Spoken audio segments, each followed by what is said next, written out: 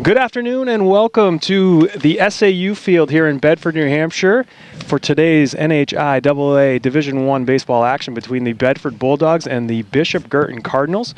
My name is Jason Bergeron. I'm here with John Muir. We are first baseline here today, John, and this is going to be a heck of a ball game. It's going to be a big matchup. Two big, strong, fast pitchers on the mound with plenty of pitches to lean on here today. So I don't know how much of a high-scoring game it's going to be out of the gate, but it's going to shape up to be a good one. Two great teams with a lot of history playing against each other, and I wish I could say the weather couldn't be any better for a baseball game today, but it is a rainy, overcast, gray day here at the Bedford SAU field. Probably, what would you say? 52? 52? Let's go with 52. A lot different than the 90-degree temps we had the other night when we were over here broadcasting that game. So Friday evening. Yeah, I mean, it's typical New England weather, right? We got a situation where you come here, it's 80 degrees on one day, and 2 days later it's 52 and rainy, and that's what spring baseball here in New Hampshire is all about. The teams are just about finished up their warm-ups right now. We're going to go through the defensive lineup here for Bedford. Going to start with Danny Black out in left field, Dominic Tagliaferro in center, Henry Dubois in right field, Jack Hinton over at third base, Carter Crowley at shortstop, Patrick Foulis at second base, Connor Bergeron over at first base, and Maggie Fox will be doing the catching for our starting pitcher, Aiden O'Connell. So here, ready for a big game, and Aiden O'Connell about to throw his first pitch of the day. And that's a fastball for a strike right down the middle. So the leadoff batter here for Bishop Guertin will be Joe Riney. He'll be playing right field when BG takes the field. Here comes the second pitch. Just misses outside, so a 1-1 count to start. No scoreboard here, so we're going to do our best to keep. I'm not sure what's going on with the scoreboard, but we'll do our best to keep everything in order as we go through the rest of this game. Some things just can't work in this cold weather, Jason. Exactly. Ooh, a 1-1 curveball fouled off there by Riney to the backstop, and Aiden O'Connell quickly up 1-2 here on Joe Riney.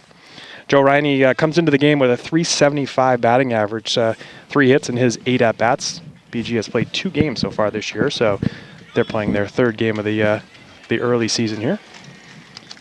The 1-2 pitch. Oh, it hits Riney right on the back, and Riney's going to take first base, hit by pitch, and not the pitch I think Aiden O'Connell was looking for. Again, this type of weather, you don't know what you're going to get. It's cold, it's raw out here, the ball is wet, there's moisture in the air.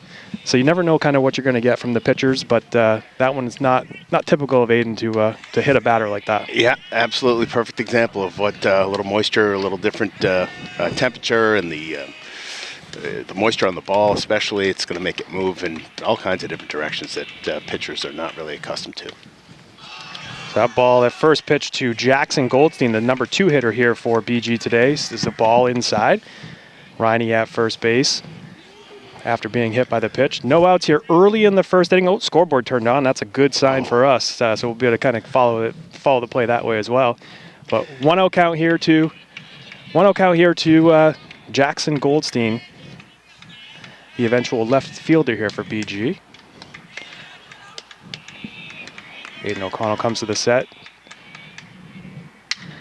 Hard ground ball up the middle. That's going to get right through the middle, and it's going to be a single right up to Tagliaferro. Kind of a high chopping ground ball through the middle there, and yeah, that phone is going to cause issues. And Jackson Goldstein gets on with that single up the middle. So first 2 batters up for BG, first 2 batters on. No outs here for Aiden O'Connell, and Jackson Goldstein with that single. Yeah, and that ball, I thought our shortstop had a play on that ball actually, and was going to be able to get over there, but obviously from this angle it's just hard to tell. That ball was really hard hit right up into center field. So yeah, Jackson Goldstein came into the game batting .222, so he had 2 hits in his 9 at bats so far, and he's got another one to start. And that quick bunt play is going to come across the diamond to first base. So the number 3 hitter Luke Anderson is retired. Hinton to Bergeron. Yeah, nice play by Hinton there. I mean, that ball, that bunt came down the line pretty hot to him, and if there was someone that was able to get over to third in time to cover, he might have had a play there on that leadoff runner, but made the right choice and went to first with it. One down. We got runners on second and third now. Joe Riney on third base, and Jackson Goldstein on second base, with the cleanup hitter Isaac Krivak stepping to the plate. And big hack to start. Fouls it back, straight back, 0-1. And Krivak comes into the game hitting .500. So as a coach, you're looking at your lineup and you're saying, who's hot right now? Krivak looks like he's been hot. He's 3 for 6. He's got 3 RBIs. Yeah. Obviously putting some good swings on the ball. So yeah, he looks like he can get a lot onto that ball. He's a big, strong kid. Strike 2 there to Krivak, a curveball for the second pitch. You could tell he was way out ahead of that one. He actually pulled it into his dugout. So that's how far ahead he was on that pitch. And when you're facing Aidan O'Connell, you're certainly gearing up for the fastball and trying to adjust to the curve, and that's what Krivak was trying to do there. But now quickly down 0-2. 1 out here. Fouled off again. We'll see another pitch. Another big hack there. Yeah, he doesn't leave anything in the tank there. On every swing, he's putting it out there. So early in the first inning here, no score. Runners on second and third for BG as they threaten here in the first inning. Krivak down 0-2. You got all kinds of legends down at the field today. I'm looking at one right here in John Tippett, legendary high school baseball player from Bedford. Went on to have an excellent career with Dartmouth, and now a local part of the community, just coming down to support the boys tonight. Great to see. Love seeing that support here, and we'll talk a little bit more about all the Bedford connections in this game. That's going to be another ball. So 2-2 now to Isaac Krivak. But all the Bedford connections between both of these teams, obviously Bedford filled with kids that grew up and playing Bedford Little League, but BG has their handful of players from Bedford that have decided to go to BG. Yeah. And they're on this team as well. So a lot of storylines in this type of game. A lot of storylines. It's always tough seeing. Strike 3. Strike 3 by O'Connor. So Aidan O'Connell gets the second out via strikeout, a curveball that Krivak just wasn't able to adjust to. Again, sitting on that fastball. And now 2 outs with runners on second and third. Batter coming up will be Ryan Haskell. He'll be playing third base today for BG. And Haskell comes into this game having not had a hit yet. He's got an RBI, looks like maybe a walk, maybe putting some quality at bats together, a couple, maybe a sac fly in there, but has not found a hit yet. Tough guy to get his first hit off. It will be Aidan O'Connell. Absolutely, and that pitch must have been a little bit outside. It was perfect height, but must have been towards us a little bit on this first base angle. It's just hard to see. Comes the 1-0 pitch from O'Connell. Big cut there again. 1-1. Yeah, different view here today. Last game against Concord, we sat right behind the catcher, and it was tough for us. We felt like we couldn't really talk and speak loudly because we didn't want the umpire to hear us. We didn't want the players to hear us. But here down the first baseline, a little different view, but certainly able to speak a little bit more freely. Thank goodness. We I believe we were told that we came across as golf announcers. Is I believe what the reference was after that game. So apologize to all of our thousands and thousands of viewers out there that had to listen to our soft-toned broadcast. But hopefully it was soothing and relaxful, and that's what we aim for here. That's what we aim for, is right. So that pitch was a strike right down the middle there from Aidan O'Connell. So a 1-2 pitch now coming into Haskell. And that's a swing and a miss, and Bedford gets out of the inning. No runs on 1 hit and 1 hit batter. 2 runners stranded for BG, and we'll head to the bottom of the first inning here. Bedford and BG tied 0-0. Yeah, it's great to see Aidan O'Connell get out of that jam, and with those first 2 runners on board, he was able to just stick with it and got through that inning with ease. And after watching this kid play forever in Little League or Legion Ball, you're always going to be in the driver's seat when you have a kid like that on the mound, just because he does pitch that well, and he has such command over his pitches and velocity, and can pretty much do whatever he wants out there. He's a heck of a player. He really can, and it's fun to watch him. I mean, that first game against Keene, he ended up pitching 4 innings in that game, struck out all 12 batters. For all 12 outs were via the strikeout there. So you have a great pitcher, on your squad when you got Aidan O'Connell on the mound. Good thing about Bedford so far this year is the depth in pitching has been really strong as well. You start looking at some of the next games. You had Patrick Folis pitching a great game. Charlie Cariello against Concord pitched a great game.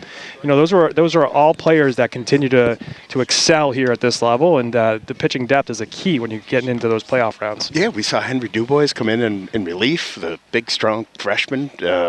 Just the kid can do it all. He can pound the ball. He can catch. He can he can pitch. He's playing right field today. So, yeah, it's exciting when you have those arms to lean on. It sure is. It sure is. And we watched the BG squad warm up, and they'll go through their defensive lineup here. So you're going to have Goldstein out in left field. You're going to have Holmes in center field, Riney in right field. Playing third base for BG will be Haskell. Shortstop will be Anderson. Second base, Krivak. First base, Monaco. And doing the catching will be Delude, who will be catching for Jake Boudreau on the mound for BG. I believe this is Jake's second game of the year. Don't know their pitching stats, but from what we hear, kid's a really good pitcher. Yeah, well, he certainly looks the part. Another big, strong kid from BG, and I'm not sure where he's from. We'll see if we can get some of that in between innings here. But yeah, he's got great fastball working so far. His curve looked like it had a lot of movement considering the weather here today. So we're going to be in for a good one. Yeah, and that's the thing about these conditions here. From a pitching standpoint, again, we talked about the ball being, the moisture on the ball being a little bit more wet. Hands are cold, your body's cold, a little bit harder to kind of throw. But talk about the fielding. Ground balls to the infield. Coming up, that ball is wet. You got to be ready to make a throw with a wet ball. Outfielders catching the ball off the ground. Same thing. Throws home will be tough. But we'll see what Bedford can muster up here. Leading off for Bedford will be Dominic Tagliaferro. And the first pitch is a ball high. 2 tags. Tags led off the last game against Concord with that big home run to left field. Just a bomb to left field. And he's opened the year hitting .455 right now. So definitely seeing the ball well so far early in the year. Second pitch was fouled off there by Tagliaferro. So 1-1 count. 0-0 here in the bottom of the first. Bottom of the first inning, no score. Dominic, it's this one. Lazy fly ball to left field. Left fielder's going over, and he drops the ball. New life there for Tagliaferro. That ball went into foul play. Not sure if the player didn't know where the fence was or not, but just wasn't able to secure the catch. And Tagliaferro will get a new life here at the plate. Yeah, could have been a rogue raindrop here. The weather is pretty tough, and in that hazy atmosphere, you may have just lost it there. But new life for Tags. New life for Tagliaferro. Again, that swing, the same swing, just missed that one. And here comes the 1-2 pitch. That ball is a curveball outside. Now 2-2 to Tagliaferro. Again, no runs in the first inning. BG stranded 2. Bedford now taking their at-bats in the bottom of the first. Fouled off there by Tagliaferro. Good quality at-bat here. Once again, good to see a nice 5-pitch count and climbing. Bedford comes into the game hitting .341 as a team. So Tagliaferro hitting .455, team .341, and that ball is hit to shortstop. And the throw across the diamond gets Tagliaferro in time for the first out. Good hard hit ball to shortstop again. That's a tough play in this type of condition. A regular dry day, not worried. But a day like this, anything can happen. So everybody's got to be running these things out because one little errant throw can turn into a quick second, an extra base. Yeah, and that ball just stops once it gets soaked and screaming through that wet grass in the infield. So the second batter for the inning for Bedford will be Henry Dubois, the freshman you were just talking about that took the mound the other day. He is batting in the 2 spot, and he's quickly down 0-2 here to Boudreau. Boudreau throw 2 quick fastballs to Dubois. Dubois comes into this game hitting .333 as a freshman. That ball just missed. 1-2. Yeah, Boudreau's upping the. He's definitely, his pace has increased just since his first at bat with Tags. So he's getting right back in onto the mound. Throws a nice high strike there to Dubois to get the strikeout. Yeah, so that pitch was just a high fastball. Again, 0-2 count, 1-2 count, high fastball, and Henry's not able to stay off of that one, and he goes down as the first strikeout victim of Boudreau today. We anticipate quite a few strikeouts between both of these pitchers, both of them top notch in the state. Yep, good matchup here with Aiden O'Connell, big strong left hitter. Yeah, so Aiden O'Connell is the third batter of the inning here, and Aiden comes into the game hitting .364. And that ball fouled off and hit under the visor of his helmet, maybe a little bit of his nose. Yeah, got right in the nose or forehead. Really tricky hop. Looks to be okay. Umpire doing the unwritten rule and just kind of taking the time, walking out to Boudreau and giving him the ball, and making sure Aiden has a little bit of extra time to catch his breath after that. Anytime you take one off the nose, I think you want just an extra second. Yeah, always good to see. So 1-1 count here to Aiden O'Connell. 2 outs, bottom of the first inning. Here's the pitch from Boudreau. Pops that one up to the left side. That's going to get out of play on the third base line. And still at 1-2, or a 1-2 count now to O'Connell. And Aiden O'Connell looks to be off to prep school for a PG next year for baseball, going to Avon Old Farm before heading off to Northwestern to play baseball. So, great kid over the years. All his work and effort that he's put into this game has certainly paid off for him, and it's just great to see what kind of future he's going to have. And that pitch there was another ball to O'Connell, so 2-2 count here. Here comes the pitch from Boudreau. Ground ball to the second baseman. Gets it clean, comes up throwing, and gets the third out. So a 1-2-3 inning there for BG. Sets Bedford back out to the field for the top of the second. No breaks here today. We're going to keep going as we go. So we are going to keep going through the innings here, and we'll keep talking through that. But that ball, just again, a hard hit ball on the ground. Nothing is for sure. So just both teams going to have to kind of pay attention to that and keep focused on making those plays. Yeah, they're going to have to get that first, that first trip through the lineup against this Boudreau kid. He's really thrown well, and I'm interested to see what the top of the lineup will do the next go-around against Boudreau, having now had a chance to time him up and hopefully do a little homework on what kind of pitch to expect across the plate. So much of the game, and you watch some of these warm-up throws too. We talk about the wet ball there, but that throw just during warm-ups, just offline.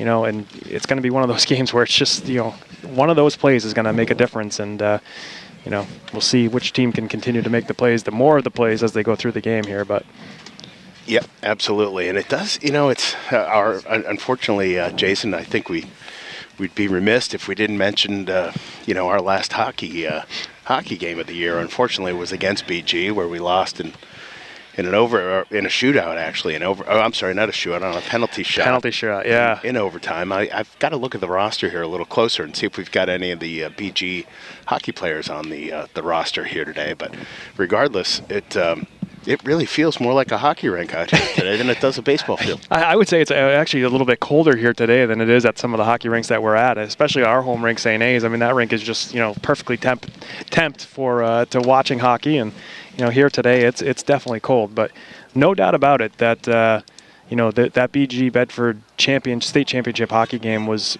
a game that just, Bedford came back, pulled back to tie it up, goes to overtime, and then just that unfortunate penalty shot situation and penalty shot in overtime, just something you just don't see. Just a fluke. Just a fluke, and it happened. So we'll be talking about it for forever with these boys, but they certainly did have a great season, and congrats to BG on their win. No doubt. Yeah, so they couldn't have done it without some of the Bedford kids on that squad, I will say. So that is true. For each BG team, there's typically always a good Bedford kid on one of them to help make a difference. That is true. That is true. Someday we'll be able to keep them here, JP. Someday. Now batting for BG is number 11, Dominic Monaco. He's playing first base today, and he's now down. He's up 2-1 on the count. 2 balls and 1 strike here from O'Connell. Definitely BG bringing some rowdiness to their bench. Every pitch they're making some noise and certainly supporting their hitters. And one thing you're going to want to see here in a game like this, when you're facing a tough pitcher, both teams, you want to keep your psyche up, because that next hit, that one hit, could be the one. That's it. They are bringing the energy. It's hard to hear the Bulldogs just with the angle that we have here on the dugout, but we've been known to have some good chirping in that dugout as well, supporting their players on the field. So Monaco goes down on the strikeout, and strikeout swinging there on a curveball. So first at bat, strikeout again here for Aiden O'Connell. So next batter up is going to be one of those Bedford players that we talked about. Owen Richmond is going to be stepping to the plate. Owen was grew up playing with a lot of these players on the Bedford squad, and went to school here at BG. And his first big swing there by Owen. And again, I think that was our Bedford bench. We're here in our Bedford bench. I believe they've got some. They're familiar with the batter, and they're not afraid to let their voices fly. No, and it's fun. These rivalries between these kids are fun, and you see, we see it in hockey a lot. You'll see it in baseball after the game. They enjoy competing against each other, whether it be here on the field in this game. And that next pitch was a nasty curveball there to Owen. He's now down 1-2. But whether it be at a game like this of this magnitude or just on the wiffle ball field, they're always playing and having fun and competing. Absolutely. They still all see each other around town. So. Yep. Owen calls timeout here before the 1-2 pitch from O'Connell comes in. Owen steps in, and now O'Connell readies for the pitch, shakes off 2 pitches from Fox, and delivers. Fastball down low, just misses. Makes it 2-2 now to Richmond.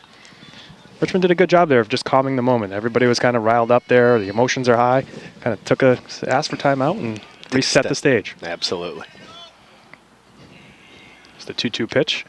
Strike 3 swings right through that pitch. Another fastball for the second out of the inning.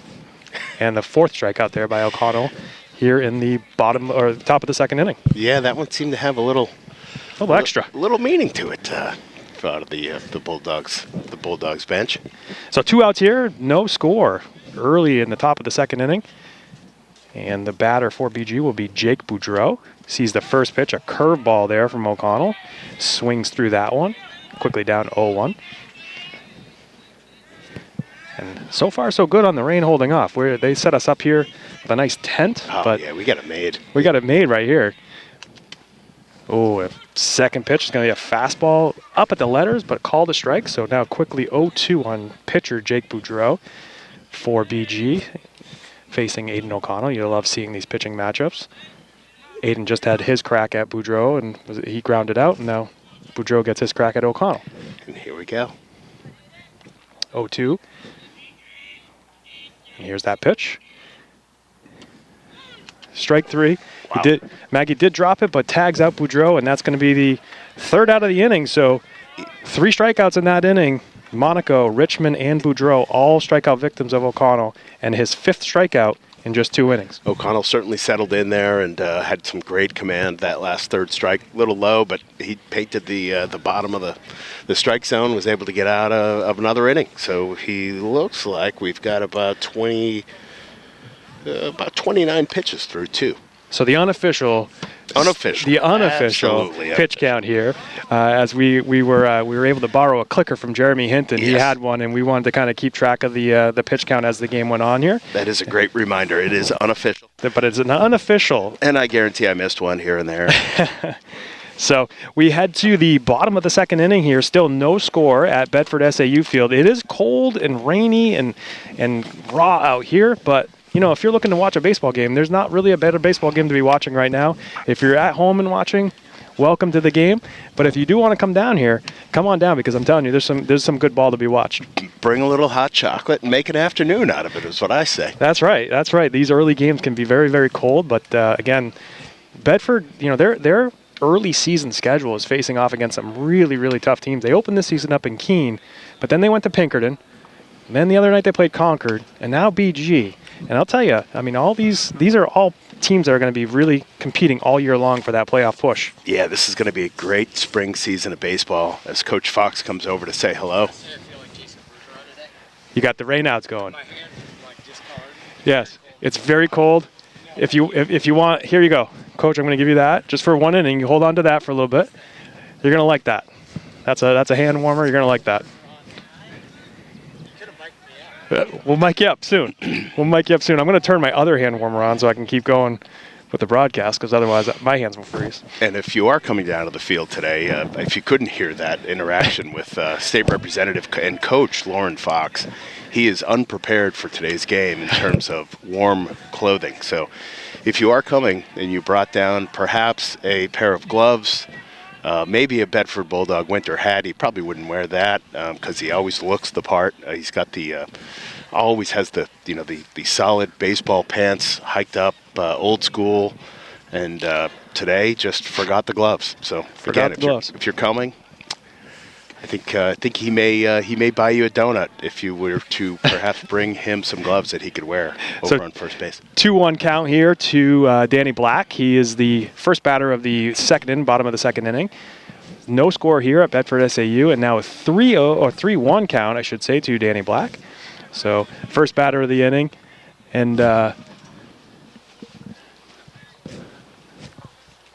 mic. Oh, caught that. Oh, Danny Black puts a jolt into this one. It's going Whoa, just thought it was going to clear the left fielder Goldstein's head, but he was able to kind of backtrack and make that catch. But boy, that was a nice line drive ball that hit there by Danny Black, and just missed a big time play. But in the book, F7. F7. A long out. So next batter up, Maddox Muir is going to be stepping to the plate. Maddox has opened the season hitting .286, takes the first pitch strike. Again, no score here. Bottom of the second inning, BG versus Bedford. That's a high fastball to Maddox, so 1-1 count. And again, we got a pitcher's duel on our hand. We knew coming in this was going to be a pitching duel. So far, so good. It's proven to be exactly what we expected. Both of these pitchers work quickly, throw a lot of strikes, and basically just look at these hitters and say, hit what I got. That's right. Come and get it. Come get it. So 1-2 count here to Maddox. Takes the pitch, maybe a little bit of a slider, maybe an off-speed pitch there, but 1-2. That ball gets by the catcher, a fastball low. Catcher Delude not able to make that play, but no runners on base, so just something to watch for as the game progresses. Maddox came over to the booth pregame to just talk to us a little bit, the announcers here, and he wanted us to mention that he just wants to say a quick hello to all his grandparents at home that are listening. Love that stuff. And then he hits a ball right back to the pitcher, Boudreau. Boudreau's got some time, underhands it to first baseman Monaco for the second out. So that play goes 1-3 in the book for the second out of the inning. And now stepping to the plate, Connor Bergeron. Connor heads into the season hitting .400. He's got those 2 hits in that Keene game, that first Keene game there, and now steps up and takes his cuts against pitcher Boudreau. That ball is heading right towards us, and I hope it hits over our head. I don't know where it went, but foul ball right down the first base line. Almost, again, Harry's car is just always right in the line of sight there. Harry's car is an absolute magnet for these foul balls, I'll tell you. I was really surprised he got out of here unscathed on Friday night. Yeah, he parked right behind the home plate there with all those foul balls. Bergeron takes a pitch there, now 1-1. Bergeron hits this one to the shortstop. Again, you never know on these plays with their wet ball, but a good solid play there by Anderson. Over to Monaco. 1-2-3 inning. And we head to the top of the third. No score here at the Bedford SAU. We'll be back right after a few minutes.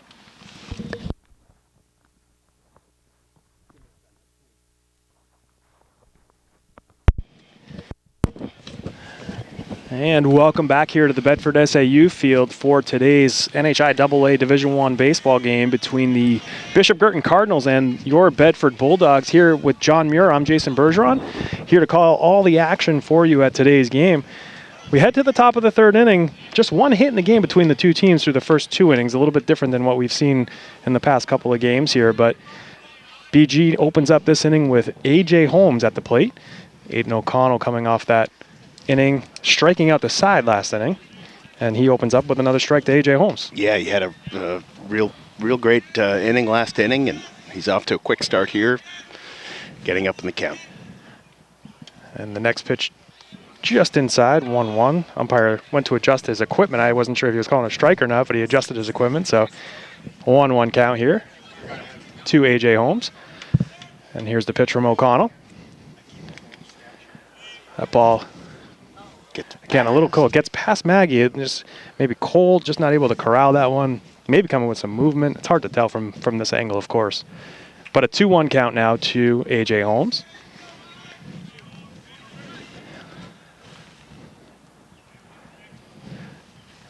And the pitch, a strike. Boy, that looked like it fooled him. I mean, he was almost bailing out, and the pitch was right over the plate. Yeah. From a lefty to a righty, that's odd to see. I mean, it's usually cutting in on you, but maybe just didn't cut as much as he expected it to. And here's the 2-2 pitch from O'Connell. Strike 3. I was going to say, I called strike 3 before it was called. My mistake. I got to wait for the umpire to call that. But strikeout looking there for 2 Holmes for O'Connell, and that gives him 6 strikeouts now through the first 9 hitters of the game. That's fantastic. Settled in nicely for sure. Brings us back to the top. Joe Riney steps back to the plate. He was hit by a pitch. He was down early in that first at-bat and was hit by a pitch by O'Connell. O'Connell, I'm sure, wants to start him off with a pitch, and he does, a nasty curveball that had him looking A little awkward on that swing. Just a bit. So an 0-1 count here to Riney. Again, Riney comes into the game hitting .375, was hit by the pitch in the first inning. That ball is lined, but going to be fouled down the first base line. And O'Connell quickly up 0-2. Yeah, as a batter, you've got O'Connell, who's got to be at least, I'd say, 6'3". 6'3". Yeah, he walks by me, and he's taller than me. I'm about 6. So, yeah. So you've got this big, tall, strong kid on the mound throwing. You just don't know what is coming out of here. His delivery is so consistent, so good. Delivers a perfect curveball there for strike 3. Gets Riney swinging on that curveball, low pitch, handled well in the dirt by Maggie, and strike 3 again. 2 quick outs for Aiden O'Connell, and BG is struck out. He struck out the last 6 BG hitters here in the top of the 3rd inning now, and no score here in Bedford versus BG. First pitch is called a ball. Looked like it was another curveball. Now the only batter so far in this game to get a hit, Jackson Goldstein, steps to the plate. He had that hard single up the middle, and that's the only hit of the game between both teams so far. And he hits another rocket to center field, right to Tagliaferro. Going to be a line drive single, and he is now 2 for 2. Making it look easy compared to all these other batters. Yeah, he got all of that one, hit it square right up the right out to center field, where Tags was able to get right in front of it and get the ball in quick. So now we've got a runner on first. I mean, that was just a perfect swing, and he just sat on that fastball and was able to deliver that line drive single. So that brings up the 3rd hitter for BG, his 2nd time around, Luke Anderson. Anderson grounded out to shortstop. To 3rd base his first time up. He actually had that bunt. He squared around, bunted, and hit them, threw him out at first. Yeah, and this is, like I said earlier, the second time around against these pitchers. These the batters start to try to pick up whatever advantage they can, having seen that delivery for their first at bat. So typically a second time around, a little more luck here, but we shall see. Yeah, Aiden got so much movement on that ball, and so many choices to go to in terms of pitches that he can deliver. Goldstein was kind of turning out on that first pitch. He was already kind of turning away. He's a lefty on lefty. That's always a tough matchup. Being a lefty, I was terrified of that left-handed pitcher that could throw with the velocity that Aiden O'Connell can throw. And he was already stepping out of that. So that ball is fouled off. So a 1-1 pitch now, or 1-1 count now to Luke Anderson. One of the things, my son Connor Bergeron plays first base, talk a little bit about the team, kind of what's going on. He was saying how Aiden O'Connell's move to first base is so deceiving. Sometimes it catches him off guard as the first baseman.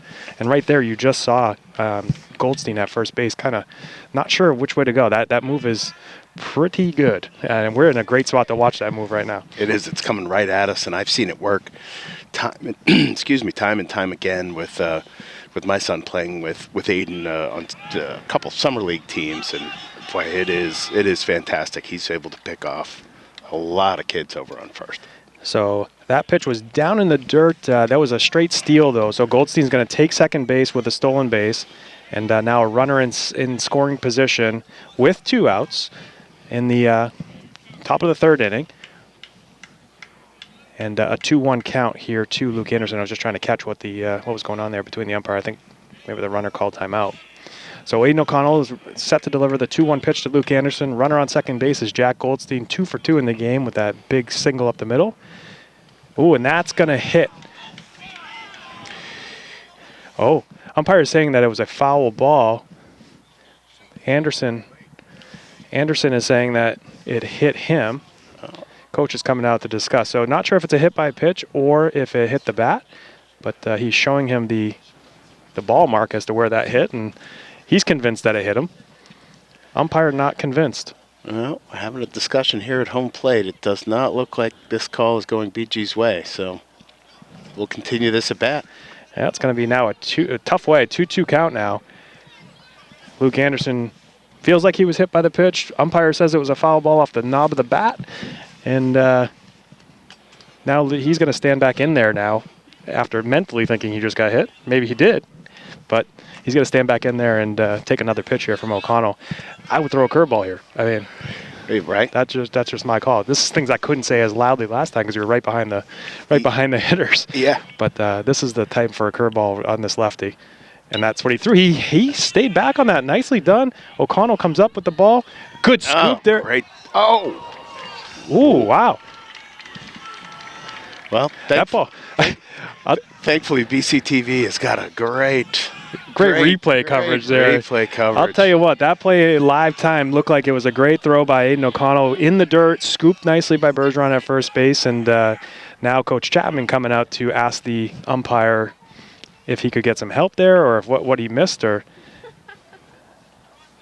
he asked him a quick question, was told something, and just returned. So he must be convinced that he was safe. So going to be an infield single there for Luke Anderson, and that's going to be the third hit of the game for BG.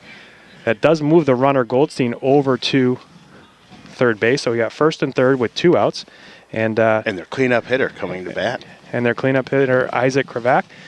I think Coach Chapman may have asked for permission to talk or asked for help from the home plate umpire, who did not overturn the call. And again, maybe going back on BCTV, we'll be able to see that one live. It certainly looked like Connor was able to make the scoop there at that first base, and looked like he did so in time. But yeah, it's one of those bang bang plays that you just you pray they get it right, and we'll see. But either way, nothing we can do now. We've got first and third and 2 outs with a big drive by the clean-out hitter that stays and that's fair. going to be fair, and that's going to score. So big line drive by Kravac down the left field line. He's going to stand up going to 2.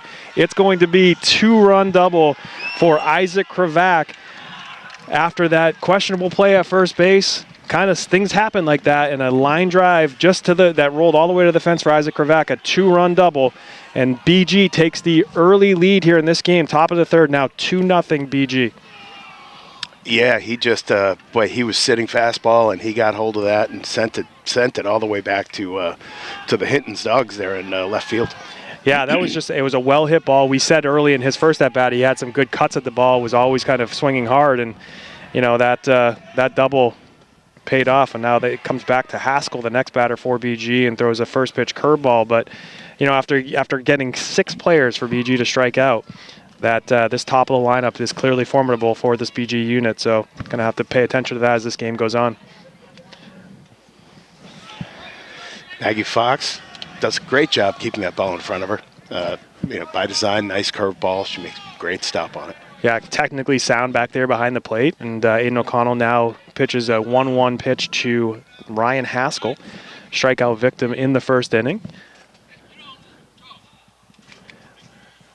Looks like there was a warning for both benches, potentially for maybe excessive cheering. I'm not sure exactly, or if there was some comments being made out of the dugout. It's hard to tell from where we are, but the umpires made a warning for sure. That ball's hit hard to third base. Got plenty of time. Throw across the diamond, Hinton to Bergeron, and that closes out the inning. But 2 runs on 2 hits for BG, and top of the third inning ends with a BG lead of 2-0. Yeah, we've got some work to do. We've got some work to do against this really strong Boudreau pitcher for BG. So that play goes 5-3. Haskell grounds out to Hinton to Bergeron to end the inning. And, now Bedford brings back their lineup. They've gone the first 6 up, 6 down here for Bedford. No base runners yet for them against this pitcher Boudreau. And they'll bring up Foulis, Hinton, and Carter Crowley in this bottom of the third inning. But we got to get the bats going. There's no doubt that BG is putting the bat on the ball a little bit better so far than Bedford. Couldn't agree more. Coach Fox still holding on to the hand warmer, so he's definitely. We're going to get Coach Fox over here. We're going to turn up the field mic, and we got a field mic. How'd that work out for you, Coach? Yeah, it's pretty cold out here. But big hit there for Kravac. Questionable play at first base. We saw it as an out. Questionable play. I will say that the first baseman who happens to live in your house did a great job picking that ball. It was not an easy throw. I don't know. You guys will be able to look at the tape later and figure it out. But Connor made a great play, really limiting the damage there. And then Kravac hit that double down the line. He just sat on a first pitch fastball. Sat on that fastball and then was able to line it to the fence. So, just got to get the bats going against this Boudreau kid. Maybe second time through the lineup after we get through this bottom third. Hey, Coach Always Fox, optimistic. We've offered up a free donut to anyone who comes down today to bring you some gloves. So we'll see if... No, you're going to pay them with the donut. Yes. They bring me a donut And gloves. Oh, Okay. well, Coach okay. Fox is asking for gloves and a donut. So if you are listening and you want to bring in gloves and a donut, Coach Fox's list is looking for that. He's up the ante. He's upping the ante here. So thanks to Coach Fox for the in-game commentary. We love having him over here. And the bottom of the third inning starts here with Patrick Foulis coming to the plate. His first at-bat of the game against pitcher Jake Boudreau. And that is a swinging strike. Quickly down 0-1 here. That was an aggressive. You're looking on fastball first pitch, and he got that fastball and was able to drive it. Or I'm sorry, not able to connect with it, but able to get a good cut on it. Yeah, big rip there. 2-0 here in the fourth. And another one, a little bit more outside it looked like on that one, but Patrick swung through that, so he's quickly down 0-2 on Jake Boudreau. And Jake just with that one strikeout, so not striking out everybody, but he's pitching a good solid game, letting his fielders do the work, and so far so good for him. Yeah, he's been able to get ahead in the count, and here against Foulis, he's got him now protecting. Looks like still 1-2 here. Yeah, 1-2 count, and just that 0-2 pitch was a breaking ball that just missed on the inside part of the plate, and then Patrick fouls that one straight back, so right on this pitch, and that ball's well outside to Patrick, so a 2-2 count now. And again, in these types of games, you see at every level, you got a good pitchers on the mound. Key is just having good quality at bats, get that pitch count up, and so far, both teams pitchers are doing their job. They sure are. So here's Foulis again. Swing and a miss for strike 3, so Foulis becomes the second strikeout victim for Jake Boudreau in this game. And that brings up Jack Hinton, the third baseman for Bedford. Yeah, and Jack made that play from third really to end the inning. Great scoop and a great strong throw. So good.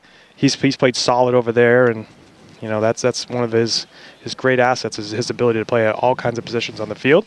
He steps to the plate, takes ball 1 for that first pitch from Boudreau. This is Jack's first at-bat of the game. He's coming into the game hitting .300. Again, just 10 at-bats early in the season, but a couple of RBIs in that last game against Concord, of course.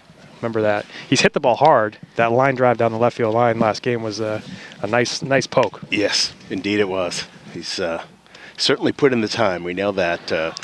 He's got that batting cage over in his barn in his garage, and boy, I'll tell you, I swear I can hear the bat off the ball from my house, even though I'm 4 down. But yeah, it's he's got that. He's got the basketball hoop in there. So I know a lot of these guys we talk about. These kids always wanted to compete playing wiffle ball. Jack Hinton's one of those players that's always in the mix and doing these things in town and always competing and having fun. No doubt. So Hinton sees strike 2 there. So I believe it's a 2-2 count. 2-2 count. Yeah. So it says it on the board there, but I wasn't sure if that board was right. But 2-2 count here and payoff pitch, and he's going to get rung up looking. And just looked like maybe an outside part of the plate. He was, unfortunately, just went down. Yeah, good movement, good location, tough pitch. So that's the third strikeout now for Jake Boudreau in the game. And Carter Crowley now steps to the plate, coming into the game, hitting .375. Playing a lot of middle infield for this Bedford Bulldogs team. Takes a first pitch strike there. And again, we're watching a special game here between two talented pitchers. And, we said all along it's going to be one of those kind of weird, strange plays. And we just saw that happen where it was kind of a questionable call at first base that leads to the next batter coming up and hitting a double. And, BG got the 2-0 lead. But it's going to come down to just getting the bat on the ball. Sure is, and now you've got Boudreau. You can just see in his pitch selection here with that 2-run lead that he's just not afraid right now to hammer anything in there. Not that he was in the first couple of innings, but he's really pounding the strike zone now. So 3-1 count now to Carter Crowley, and he's basically, Carter, I'm gathering, is just looking any way he can get on base, just trying to get on base. That's going to be a strike. So even when he gets down, Boudreau able to kind of really bring it back in and, make sure that this Bedford team is ready to make a swing because he's not going to give him a free pass. At least he hasn't yet. Right. That ball is hit the left side. Tough play by the shortstop. He misses it, and Carter Crowley's going to get on the bag. So hard to tell if that hit the lip from this angle and just stayed on the ground. But so far, the sure-handed Anderson playing shortstop for BG has made all the plays hit to him, but that one there he missed. Hard to say. I got to call that an error. It looked tough like play. it just got under his glove. He was coming in kind of from the side, not really keeping that ball right in front of him. So, that's his play fundamentally. He knew he had to take that ball regardless and get it over to first base in a hurry. So hard to tell. We're not the official scorers, but I'm going to give it an error. We'll try to see if we can get the official scoring of that. Pickoff attempt there by Boudreau. Yeah, we got to look at Boudreau's pickoff move to first. It's solid. Yeah, that was a quick one for sure. He's coming as a right-hander, a little bit easier to pick up as a runner. Lefties can be a little bit more difficult, but they can be crafty too. Yeah, and Tags down at the plate. He his first at bat, he really crushed a nice ball out to left field. Unfortunately, it just went foul, but he certainly has the ability to time him up. Ooh, that one comes in with a curve. So now he's quickly down 0-2. Carter Crowley on first base again with what we are calling an E6 on Anderson, but we'll see if we can get an official score. Maybe Foxy can do that. He's known to be a pretty good scorekeeper. But Tagliaferro calls timeout. Boudreau still fires the pitch. That one does not count towards the pitch count. Okay. We'll continue to do our best to track those pitches, but It's too cold. It is. Even the clicker's freezing up on us right now. That ball is thrown high. Carter Crowley steals the bag, and he is now on second base with that stolen base. Yeah, high throw, thankfully for Carter, but he's able to get down the line and steal that bag. I like the play. It's 0-2 to Tagliaferro. Carter Crowley tries to steal second. If he gets thrown out there, you got Tagliaferro coming up. If not, you still got Tagliaferro up with a runner in scoring position now. So good call there by Coach Chapman. And Tagliaferro hits a hard ball again to the shortstop. Shortstop comes up. Anderson throws it across to Monaco for the out. Gets the speedy Tagliaferro down the line. And that ends the bottom of the third inning. Bedford trails BG 2-0. We'll be back. And welcome back to the SAU field here in Bedford for today's NHIAA action between the Bishop Guertin Cardinals and the Bedford Bulldogs. We head to the top of the fourth inning. BG leading Bedford 2-0 on a double by Isaac Kravac in the second and the third inning. And Aiden O'Connell back out to the mound to face, what was a line drive single. He was facing Dominic Monaco. He hits a line drive single to left field. Left-handed hitter takes an outside pitch and moves it to the left side of the field. Yeah, that ball just came off the end of the bat to get out just beyond the reach of Hinton out there on third. So we've got right out of the gate a base runner on first here. Yeah, just exactly what BG is looking for, too. Getting the bat on the ball. They're doing a good job of getting the bat on the ball, and they're not going to fly far today. There's not much you're going to do. You just got to kind of scratch and claw for every hit and run that you're going to get. So leadoff single there by Monaco leads to Owen Richmond, who steps to the plate for his second time. He struck out here in the second inning, and Aiden O'Connell taking a long look at Monaco. Throws a curveball down in the dirt, gets by Maggie Fox, and Monaco is going to move up to second base on that wild pitch. Yeah, that ball had a lot of movement on it and took an interesting hop in the dirt there and just was able to get to that long backstop that is really far behind the plate, unlike, you see it a lot in a lot of ballparks, but here it seems like a really decent distance to travel. If something gets by you, that base runner's likely going to make it down with ease. It's pronounced, that's for sure, and that's now 2-0 count to Richmond to lead off this fourth, or his second at bat in the top of the fourth inning. So 2-0 count to Richmond. Monaco on second base after that single and then a wild pitch. And then Aiden O'Connell comes back with just a straight fastball. Looked like Richmond may have been just completely taking there on that 2-0 count. Looking to get more base runners on. Again, even when you do make contact in the weather like this as a hitter, it stings. If you don't get it clean, boy, it stings. Think about golfing out there. We talked about our golf boys last time. You hit a cold golf ball, it stings. Yes. Same thing with a baseball. And that's going to be a 3-1 count now to Richmond. Richmond showing some good patience up at the plate here against O'Connell. And O'Connell for the first time showing a little bit of sign of control here.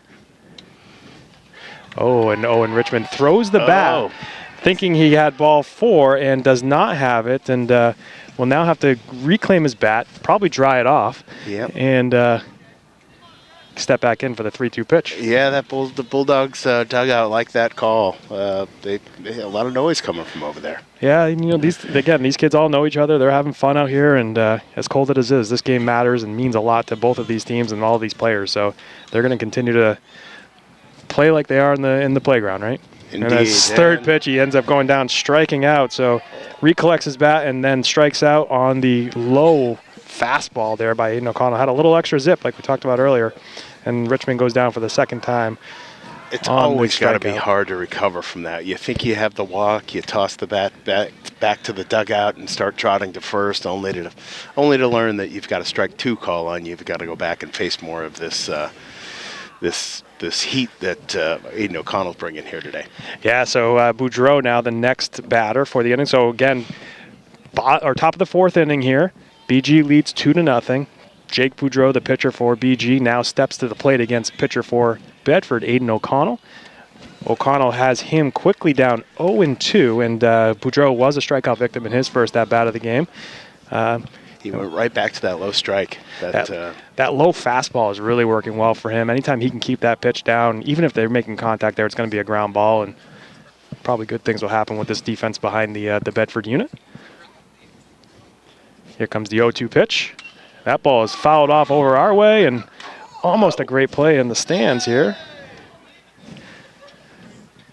That ball will make its way back to the game. And Boudreau will settle in to see another 0-2 pitch. 1 out here, top of the 4th inning. BG leads it 2-0. Here's the pitch from O'Connell. Fouled off again by Boudreau. Boudreau putting together a nice quality at bat here. Anytime you get 2 strikes on you and then you foul off 2 pitches, automatic quality at bat. There is an actual stat for that. Okay. So that is I believe you. There's a bunch of ways that quality at bat comes into play, but having 2 strikes on you and then fouling 2 pitches off is one of those ways. Yeah, we've got a couple of Bedford kids out in the woods trying to shag down that last foul ball. And here comes the 0-2 pitch to Boudreau. High fastball there, blows right by Boudreau for another strikeout. And again, we've seen this a little bit from Aiden O'Connell as the season's progressed. When he gets a runner on, all of a sudden he has the ability to bring that strikeout number back up. He starts setting kids down with the strikeout. So always good to see a pitcher be able to battle back, and he did that against Keenan in his first start, and is doing that again today here against BG. When you've got that type of command, it's he does make it look easy. No doubt about it. So O'Connell now, that's a curveball outside to A.J. Holmes. He settles in 2 outs here in the top of the 4th inning. 2-0 BG. Great play by Maggie Fox getting her glove in front of that one. Way outside. Getting way out. Dive out there and stop it. So a 1-0 pitch here from O'Connell. Swing and miss by A.J. Holmes. Makes it 1-1. Yeah, goes right back to that low strike. Yeah, stay right there. Especially, AJ's the 9th batter on the lineup here, so I know Aiden O'Connell is aware of that, and he's going to bring, maybe just straight gas here the rest of the way. Takes a step off the mound, holds the runner at second back.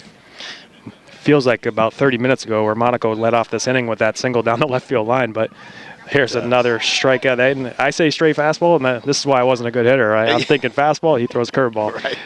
So that's why I wasn't a good hitter. But so now a 1-2 count here, 2 outs here in the top of the 4th inning. BG leads it 2-0, and A.J. Holmes is at the plate. And the 1-2 pitch. Oh, he completely just twirled around and didn't really swing, but he just kind of spun out. So it was the defensive spin out to get the Bulldogs I'm going to call that a swing. Okay. I'm going to call it a swing, but that's going to be another strikeout notch for Aiden O'Connell. That's going to be 3, 6, 7, 9 strikeouts in the game so far for Aiden O'Connell through 4 innings, and just another dominant performance. We're going to head to the bottom of the 4th inning. BG leads it 2-0. Bedford's going to get their second look at Boudreau. Again, so far, the way we've got it marked, no runs on no hits for this Bedford Bulldogs squad. So looking for that second time through the lineup to be the one where we can start putting some runs on the board. This is it. And BG looks to bring out their defensive unit again. Doesn't look like they've made any defensive changes so far. And that I think, you're probably not going to see that many defensive changes in a game like this because it's such a low-scoring game. Pitching duel, not going to be a lot of movement.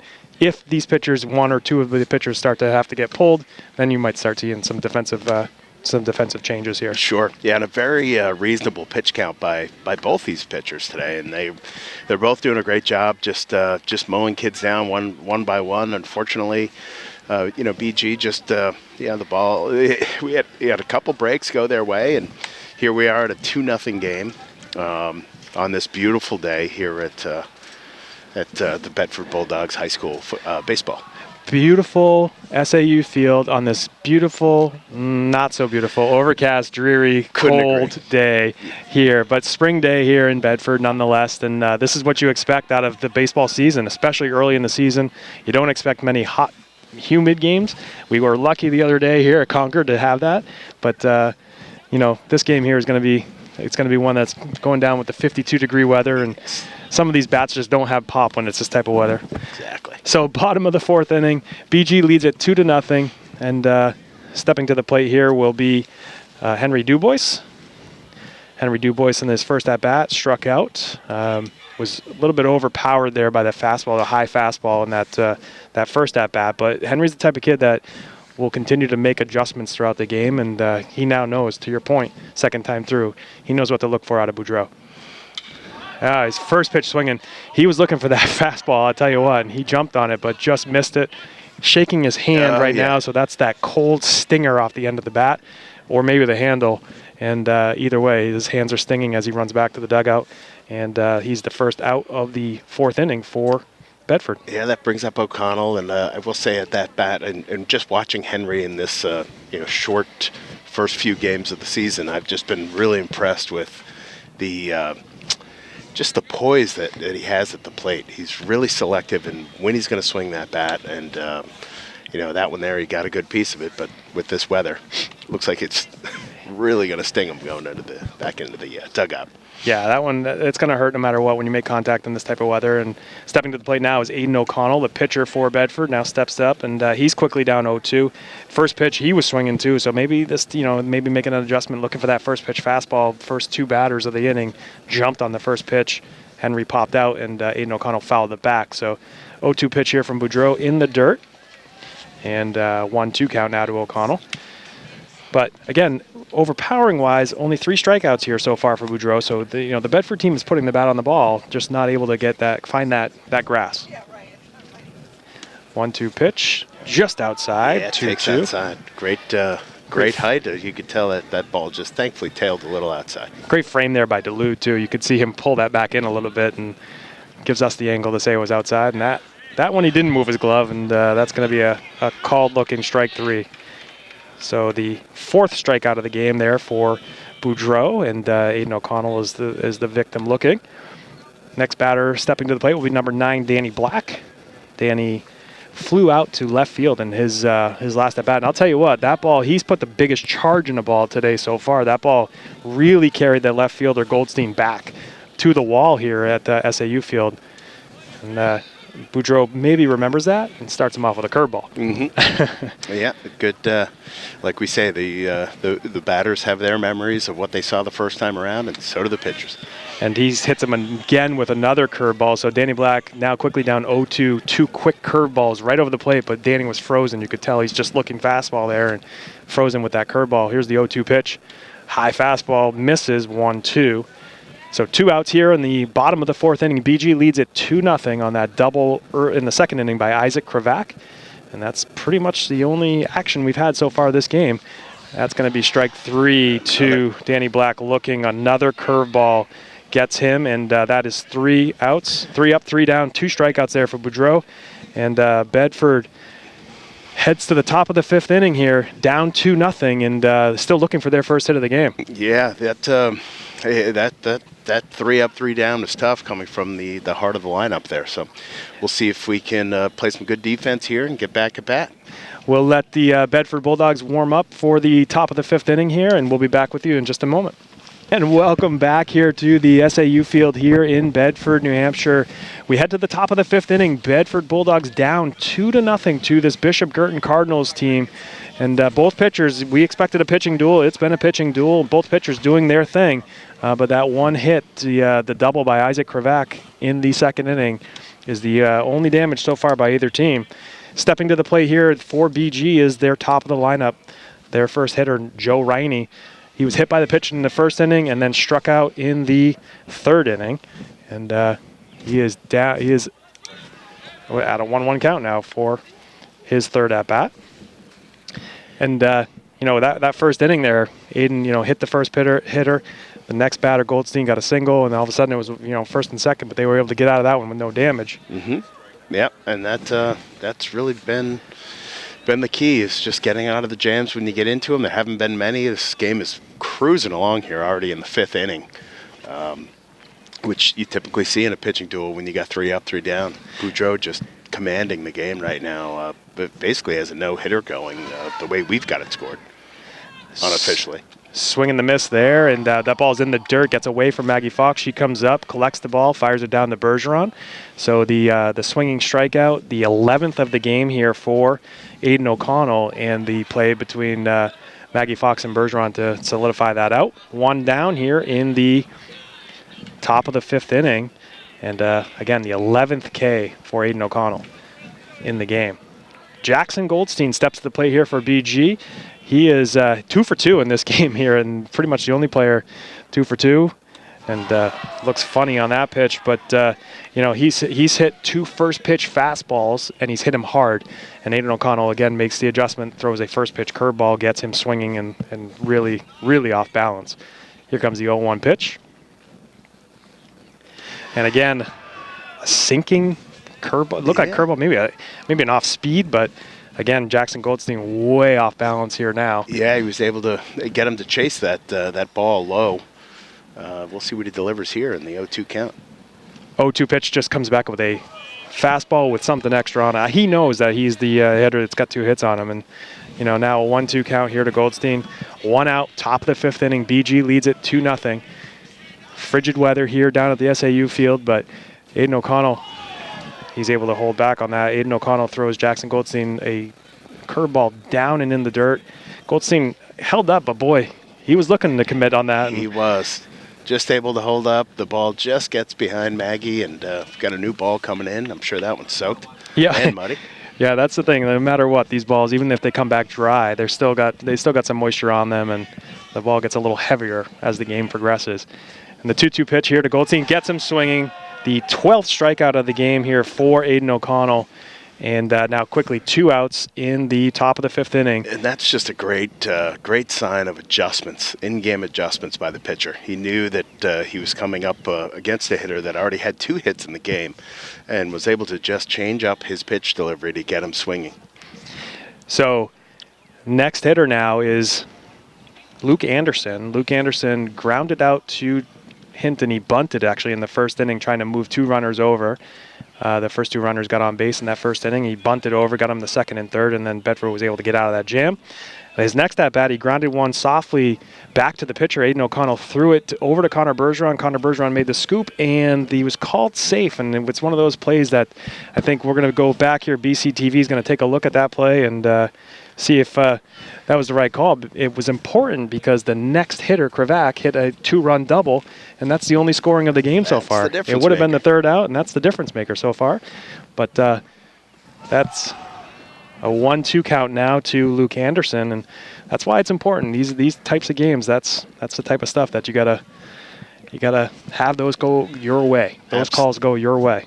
Absolutely, and Aiden right now, you can tell, is dialed in. He's feeling it. He's picking up the pace. He's getting that ball in quicker and quicker, and plows through this inning 1, 2, 3 with ease. He strikes out the side, his 13th strikeout through 5 innings.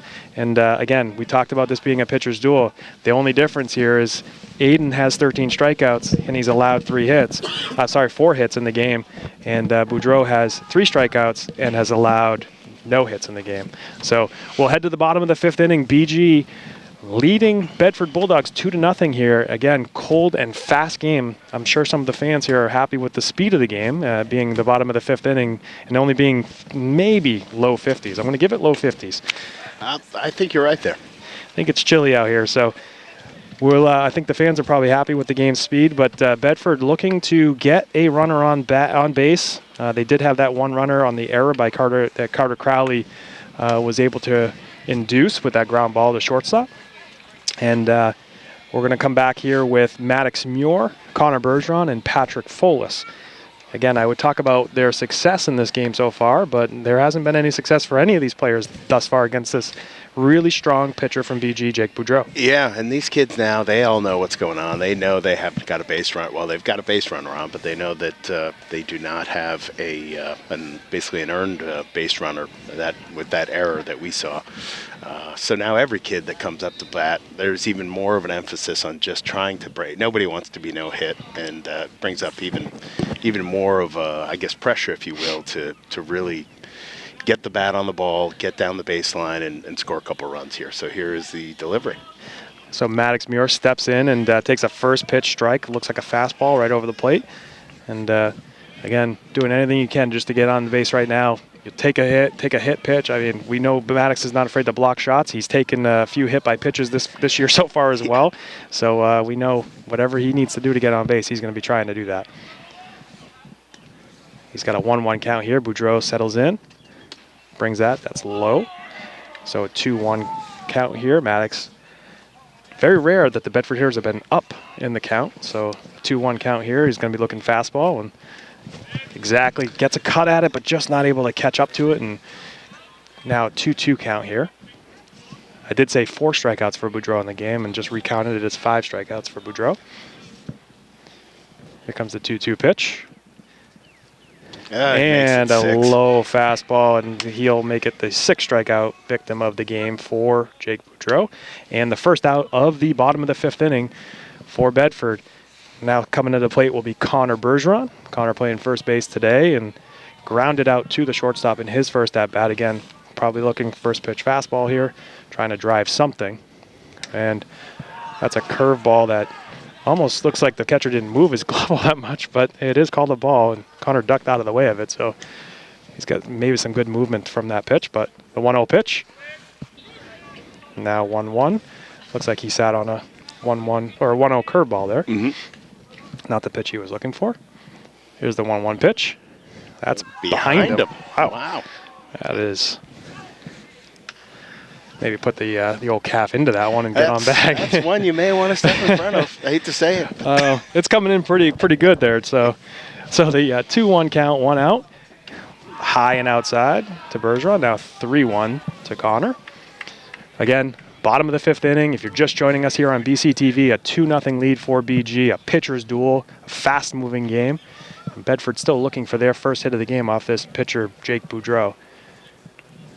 Jake resets now, 3-1 count to Bergeron. Connor takes that pitch right down the middle, a 3-1 count. You see that fastball sitting dead red. Again, trying to get on any way you can, maybe just hoping it's a ball. Just get the bat out there. And here's the 3-2 pitch. That's way inside. And he's going to get a base runner. And the second base runner of the game now for Bedford is Bergeron on that walk. The first walk of the game issued by Boudreau. And quickly a pinch runner now for Bergeron will be number 6, Jack Rizzo. He gets a great applause from his football teammates over here in attendance today. So Rizzo now doing the running for Bergeron after that walk. The second base runner of the game now for Bedford. Again, still no hits, but get on base any way you can, and you take that. Yeah, a nice cold day. Rizzo comes in, cold off the bench, short sleeves, just ready to go. So football player, he's always ready to go. Jack Rizzo is one of those gamers that you just tell him what to do, point him in the direction, and he's going to go. And he's going to go as hard as he possibly can.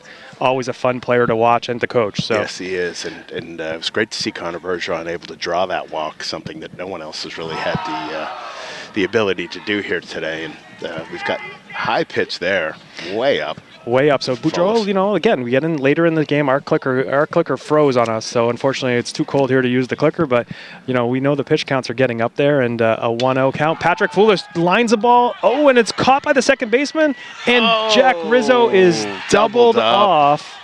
And Jake Boudreau, he's waving back to the Bedford bench. So Foolish lines a ball. The play was made at second base. Second base Krivak made a phenomenal play to get up in the air to make that leaping catch.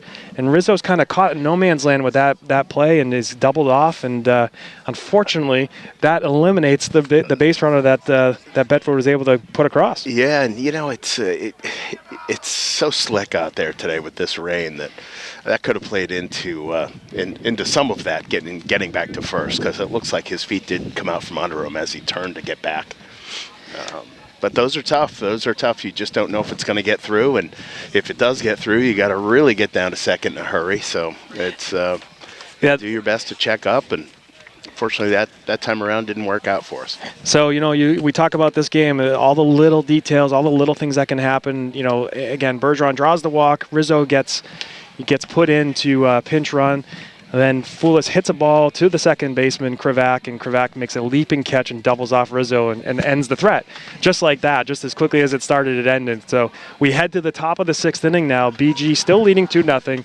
Bedford still looking for their first hit.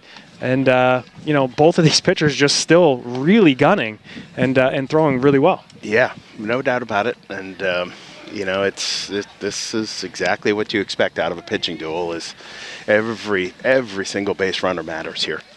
So far, let's just talk about the pitchers as we continue to talk through this. Aiden O'Connell has thrown a very good game. There was that one questionable call at first. We're not going to, we don't know exactly if it was right or wrong, but the call was called safe. The next batter, Krivak, hits a line drive double to the fence, scores 2 runs, the only runs of the game thus far today.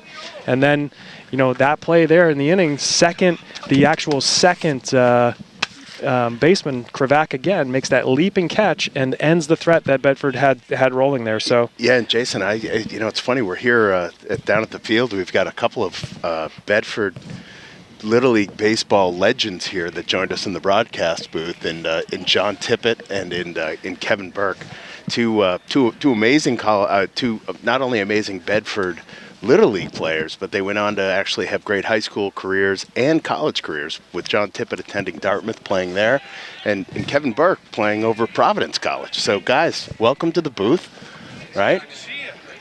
Thanks for stopping in. And yeah. Well, no, we lost to BG, John. We lost to BG. Yeah. So the batter here is Isaac Krivak. He is quickly down 0-2. Krivak has the big hit of the game so far, that big play, that leaping catch at second base, and now he's up to the bat again, and he's got those big hacks, and he continues to have a good at-bat here against Aiden O'Connell. So I will take back any of the compliments that I just paid John Tippett about being such a legendary baseball player from this town, after thinking that yes, we do, yes. Thanks, John. And Krivak, here comes the 0-2 pitch to Krivak, and that ball is a fastball. Gets by Maggie Fox, but no damage there, as no runners on base right now. And we look here to get that first out of the top of the sixth inning. Again, top of the sixth, Bedford down 2-0 here to Bishop Guertin on this cold, rainy day here in Bedford, SAU. That ball, a pitch to Krivak, again a ball, so 2-2 count here. Krivak putting together another good at-bat. Early player of the game. I mean, we got a great pitcher's duel, but Krivak's got that big hit and the big play in the field so far. And it's tough to overlook him in the player of the game conversation here as well. Sure is. And Krivak hits a hard ball. That's going to be a single down to left field. And again, he does not get cheated on his swings. That was a hard hit ball, ground ball, but through the hole right between the shortstop and third baseman. And he is now 2 for 3 in the game with that single. Yeah, and they will pinch run for him as well. He does have just great vision, great drive. He can, gosh, we've seen him hit the ball hard today. So yeah, he said that ball he hit out to left field, that double, the 2-run double in the second inning. That ball, I mean, that was maybe a 2 or 3 hopper to the fence, but on a line, just a straight line. And that ball was a hard bounding ground ball between the shortstop and third baseman, between Hinton and Crowley. So, no outs here. Top of the sixth inning. BG leads it 2-0. Now base runner number 13. I don't know that base runner. Let's see if we can get that information for you. But we got the base runner number 13 for BG, who pinch ran for Krivak. On first, no outs, and Ryan Haskell steps to the plate. Haskell 0 for 2 in the game, struck out in the first inning and grounded out to the third baseman in the second. That ball Good play by Bergeron to get over there, make that play, and outstanding work by O'Connell to get over and cover first base to get that runner. Yeah, so that play goes 3-1, and that it retires Ryan Haskell to first. Bergeron came up with that play. I think questionably could have maybe gone to second base, but it would have been a tough play coming in. Try to have to turn across your entire body to make that play. Takes the sure out. And, I do that with Aiden O'Connell on the mound probably 9 times out of 10 because I feel confident in his ability to get the next 2 batters. Yeah, and anything could happen when you're trying to turn a double play after really not seeing any action in the field to speak of so far this game. So. Exactly. So Dominic Monaco, take the safe play, take the out for sure, and let Aiden do his thing there. And now stepping, that's the trouble though. That pitch gets away from Aiden O'Connell, gets all the way to the backstop, will move the pinch runner number 13 up for BG over to third base, and is now a 1-0 count to Dominic Monaco at the plate. So Dominic Monaco comes into this at bat having gone 1 for 2 so far. He struck out in the second inning to lead off the second inning, and then hit a single to left field. And it looks like Coach Chapman coming out now after that pitch, coming out to chat with Aiden O'Connell. Yeah, we got a mound visit here. I don't see anyone warmed up in our bullpen, so just probably a quick check-in with the field just to talk about how they're going to keep that runner on third glued to that bag and not crossing home plate. So hopefully, he's a quick visit here, but didn't know if he saw something maybe mechanically there too. That pitch got away from him pretty good. That got way beyond Maggie Fox's reach, no matter where she was, set up on the plate, and that caused the runner to get by. So again, BG now making some noise from their bench.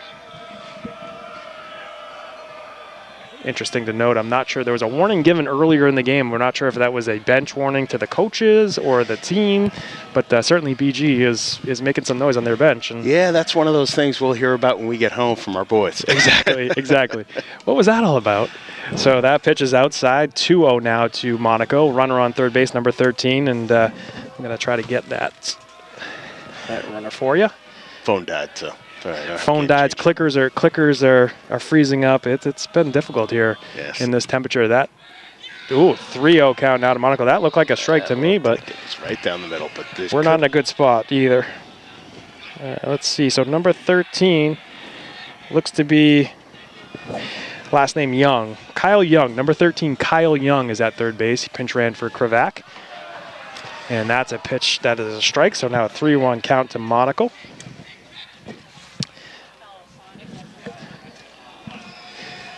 And 3-1 count now. Still no outs here in the, 1 out here in the top of the 6th inning. Yeah, and the ump saying it's 2-1. Scoreboard saying 2-1. I had. Regardless, we got 2 now. strikes now. I have 3-2, but it was that first pitch that led to the Kyle Young taking third base. So that was the first pitch ball. Then it was the walk to the mound by Chapman. Good block by Maggie but there. I guess, so yeah, it was 2. All right. So now 3-2. So now we got a full count. 3-2, 1 out here in the top of the 6th inning. BG leads it 2-0. You got a time being called. I think there is a question around the count, which I think you had right. it as well. I think I'm right. Yeah, you had it as well. So. We'll see what they end up saying, but I had that count at 3-1, then 3, or I had it at 3-1. I thought that was a ball 4 situation. Batter didn't go, though. That's what threw me off. The batter didn't go, right? But the umpire was already saying 2-2, so. Yeah, the umpire is going to get together now and talk over the count. Gives me a second to maybe just try to warm the mitts a bit, a little bit. But the umpires are. The umpire's telling the coach just to stay away, let the umpires have their conference. They're talking about the count. We'll see. Both of those guys have clickers in their hands typically, and they try to follow the play along. And the field umpire looks like to be confirming what the plate umpire had there, so we're going to go full. I'm wrong. That's all I can say is I must have been wrong. Yeah, that's the beauty of the dedication of BCTV to the Bedford Bulldogs baseball is that we can go back. We can go back and look. But I think the first pitch that he threw was the pitch that led to Young taking third base. Then there was that timeout, and I think that may have caused the mix-up here. Correct. So That's okay. 3-2 count. Here comes O'Connell's 3-2 pitch. That ball is hit hard to the left side, gets through, and is going to score the third run of the game for BG. Dominic Monaco takes advantage of that. And he gave the sign slasher. The throat slasher call from number 11 here on first base. Oof, not sure about that. So hard hit ball, left side single. That's his second single of the game for Monaco, and that's going to be an RBI single, scoring Kyle Young from third base. He was the pinch runner for Krivak after he singled, and now a 3-0 lead for BG here in the top of the 6th inning. All 3 runs. Scored on some quality hitting here from this BG squad. And now stepping to the plate is Owen Richmond. He is 0 for 2 with 2 strikeouts in the game so far, and his first pitch is a big hack and fouls it straight back. Yeah, Aiden definitely stepped into that fastball. That was screaming. You know, Aiden knows. I mean, this is one of those games where, this is a big game for him, and unfortunately, couple of unfortunate situations have led to, kind of key hits by BG. You got to give BG credit for getting those hits in the key times, but definitely a game that they're going to look back on and say, geez, if we could have done this or that. Yeah, it's not over yet though. We've got plenty of time. Another at bat coming. We get out of this inning, and we've all, who knows what will happen as we go into the 7th here. Bedford certainly is poised to. They've got the bottom of the 6th and the 2nd, so we've got a couple more tries here. Still got 6 more outs, and you see that move by Aiden O'Connell, and you can tell between him and Bergeron playing first, they've worked on this a little bit, but Aiden's not firing it per se. But when he gets that moment, I think you'll see him really zip one over there and try to catch the runner off guard. But in the meantime, he throws the second ball over to Owen Richmond. Now a 2-1 count here, 1 out, top of the 6th inning. 3-0 lead for BG. The third run coming in this inning here with Monaco's single to left field. And Monaco takes off, a ball in the dirt. Maggie Fox has no chance to throw that ball. That ball was done. She did a really good job just to block it, but it was a low pitch strike to Richmond, out 2-2. And we do see some action going out to the Bedford bullpen. I'm going to guess, well, I saw Bowden Smith, and I saw Steele Lambert, and I saw the starter for the Concord game, Charlie Cariello. So I'm gathering he's just protecting them while those two warm up. Yeah. And strike 3 swinging. And so Owen Richmond goes down swinging on that pitch. The ball gets away from Maggie Fox. She's not able to put the quick tag on Richmond, but is able to throw it down to Bergeron for the out. And that's the second out of the inning. In that play, though, Monaco is able to get over to third base, and BG will have a runner on third. Now, 2 outs in the inning, and it looks like a pinch hitter for Boudreau is Adam Weatherby. The weatherman. So a former Bedford Little League player, played with a lot of these kids, and another player that has made the move over to BG for his high school career. Yes. And seeing some good success here at the BG program in that time. Yeah. But Weatherby steps to the plate now with a runner on third base, 2 outs in the inning. And yeah, the weatherman, his Adam Weatherby, terrific power hitter. His first at bat, his stats may not show it right now, but he definitely has some strong power he can put behind the ball. His first at bat of the season this year was a home run, and in knowing Adam and watching his determination as a Bedford Little League standout, I remember in 2017 he was an excellent player and part of that state championship run that we made. Unfortunately, came up a little short to Goffstown, but Adam was a big part of that and certainly has the ability to hit the ball deep. Yeah, and Adam takes that first pitch curveball, strike 1. Second pitch fastball, and as you said, early in the season so far, looks to be hitting 167, but that big home run in that first game, he's got a couple of walks, a couple RBIs, and again, just continues to do damage every time he steps to the plate. Loves the game of baseball and really works hard at it. Great block there by Maggie Fox, the 0-2 fastball down low. Could have gotten away, but Maggie does a good job blocking it. Little known fact, Adam Weatherby is a big member of the, I believe, the Bishop Guertin bass fishing team.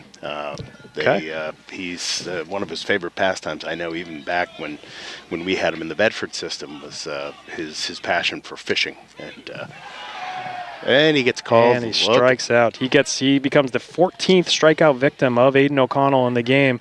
Fastball inside. It looked like he moved him off the plate, and umpire rung him up on the third pitch there, and that'll be the end of the 6th inning. But 1 run on 1 hit for BG. I'm sorry, 1 run on 2 hits for BG. And they take a 3-0 lead to the bottom of the 6th inning here. Bedford still looks for that first hit against this quality pitcher, Jake Boudreau. And Weatherby came in, pinch hit for Boudreau. But Boudreau is right back on the mound here and re-entered into the game. He'll be facing Jack Hinton, Carter Crowley, and then Dominic Tagliaferro back to the top of the order here when we resume play in the bottom of the 6th inning. But boy, oh boy, John. Again, so fun to be here. We thank BCTV for everything they continue to do for Bedford sports. Coming out here in the freezing cold weather, we show up.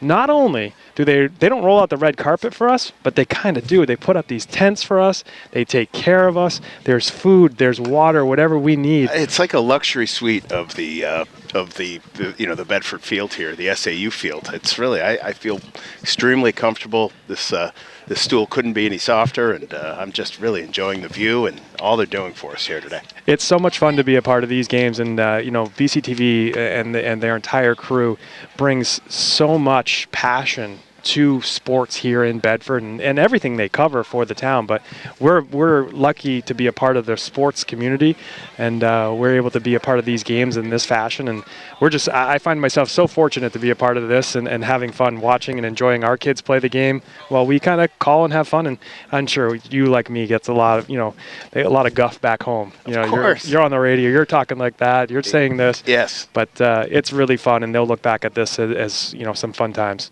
Yes, and I am told constantly that my number one mission, as we'll take a break for that play, Jack Hinton gets a slow roller down to third base, an easy throw over to first for the first out here in the 6th inning, bottom of the 6th inning. Good strong play there by Haskell, throwing it over to Monaco for the first out. Again, Boudreau continues to work that no-hitter.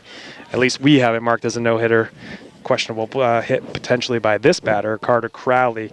He hit a ball to shortstop in the 3rd inning, and we got it marked down as an error, and sounds like Game Changer has it marked down as an error, so I think it's an error. I think it's still a no-hitter here for Boudreau as he works with 1 out in the 6th inning. First pitch to Crowley is a ball. But yes, you were saying about what you hear at the house. Yes, and the number one job that I have is to not embarrass my son, according to him. He doesn't care how I call the game. He just wants to make sure that I do not say anything embarrassing about him, which, obviously I do around the house because that's my job as a dad. But Correct. When we get on it, this is the professional broadcaster in me. This is the third time I've ever done this, but I like to think so in my own mind. I'm nowhere near as a legend as you are with all the hockey and all of the games that you have under your belt. But I think he'll be very pleased later in life when he looks at this game and says, yeah, there he is. Yeah, trying not to embarrass me, but he is. So a 3-1 count now to Carter Crowley. And he's going to draw a walk. So that's going to be the third base runner of the game for Bedford. And Carter Crowley happens to be 2 of the 3 base runners for the game so far. So a good quality at bat for Carter. He was, patient at the plate, saw a lot of outside pitches, and Carter now stands on first, 1 out, bottom of the 6th inning here at the SAU field. BG leads it 3-0, and now stepping to the plate is Dominic Tagliaferro. He's hit the ball hard twice, both times right at the shortstop. He's been retired 6-3 both of his at bats, and he sees a first pitch curveball, and you'd be curious here how aggressive we get on the base paths. It's been hard to get a runner on, but do we try to steal second in this situation? Knowing how hard it is to get anybody on. Yeah, and we really don't know. We haven't really tested the catcher Delude's arm. Tagliaferro rips one, and Coach Chapman does everything he can just to get out of the way of that ball. Wow, that got on him quickly. But you're right, we haven't really seen Delude's, his arm from behind the plate. Hard to tell, is he able to throw out a speedy runner? And hard to test when you haven't really had that many base runners to test with. 0-2 pitch here to Tagliaferro. Boudreau looks in. That ball is popped up, hit well, but just under it a bit. Tough play out there, and that ball is going to get down on the ground, and he gets pulled off the bat. So that So Coach Chapman's going to look at that. So that ball was popped way up in the air. Third baseman Haskell was unable to collect that ball, and it dropped down. But Carter Crowley had retreated, as he should, expecting that ball to be caught. And as soon as that got down on the ground, it ends up, it gets thrown over to second base. Carter Crowley is called out. It did look like the throw pulled the player Krivak, the second baseman, off the bag. Yeah, and that's what Coach Chapman, I think, is talking about right now. It certainly looked like it from here, but it does not look like that call will change. He reconfirmed that Carter Crowley has been called out.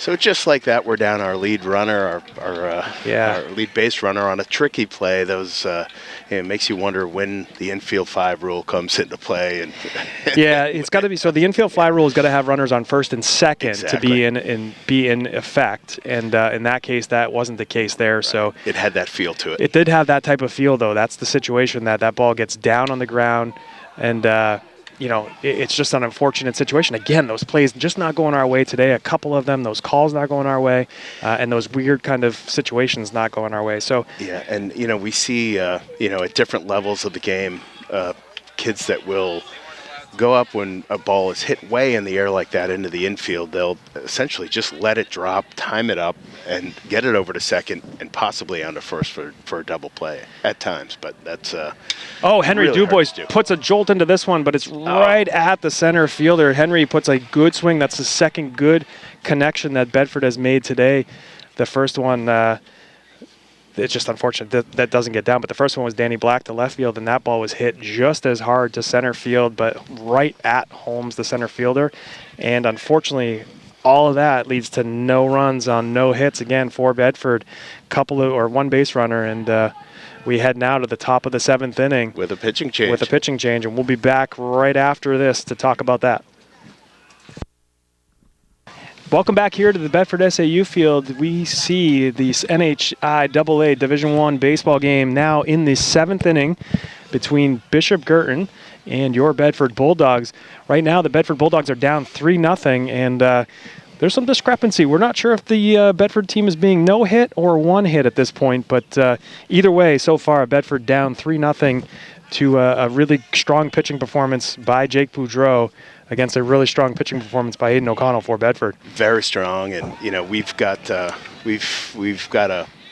someone out. We're going to make contact with the BG scoring table as well. We're going to try to confirm this no-hitter or one-hitter. Caplow. We've got it as a no-hitter.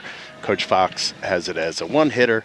So we'll see. We'll get to the bottom of it. But either way, it's a battle, and we need 4 runs is what we need. We need 4 runs right now, and right now we got to get 3 outs here to get through this top of the 7th inning. Some changes for the Bedford Bulldogs so far this in the top of the 7th inning here. Aiden O'Connell, after a great game pitched, has moved to right field, and the new pitcher on the mound for Bedford will be Steele Lambert.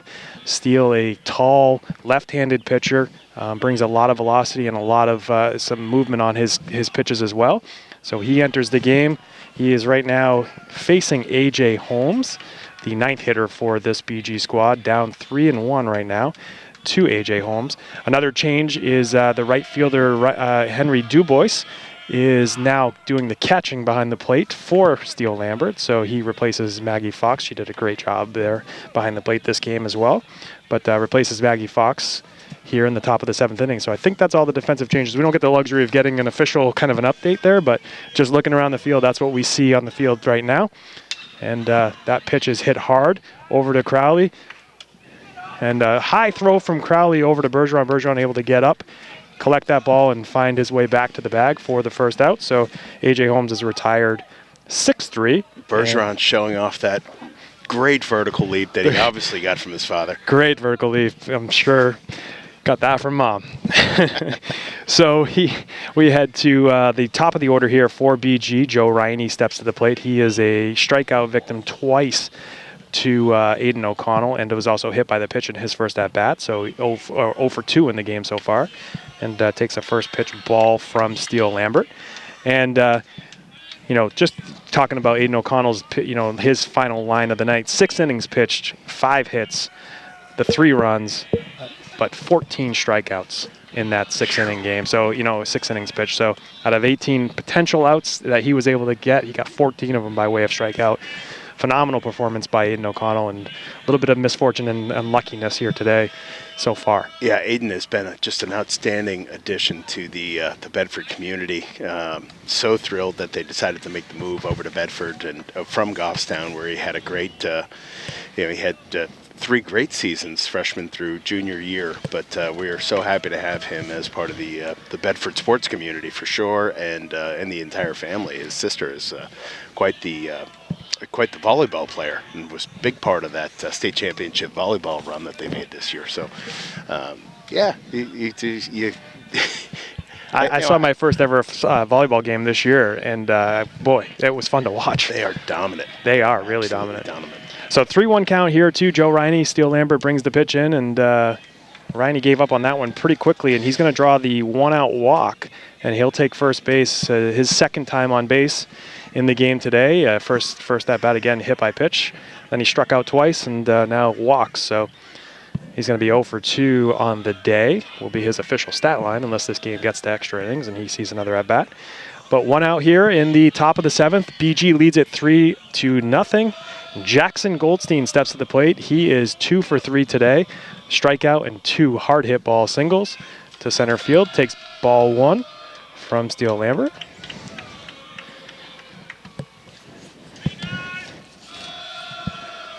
BG bench has got the got the tomahawk chop chant going there.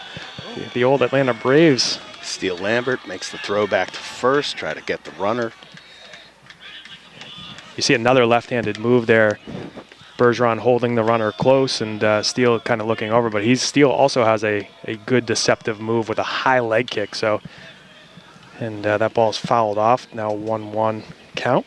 You see that high leg kick, and Steele changes it up. He's very good at kind of deception on that mound. He's able to bring that high leg kick. He'll bring the slide step, but he'll also make that high leg kick and turn that into a pickoff move.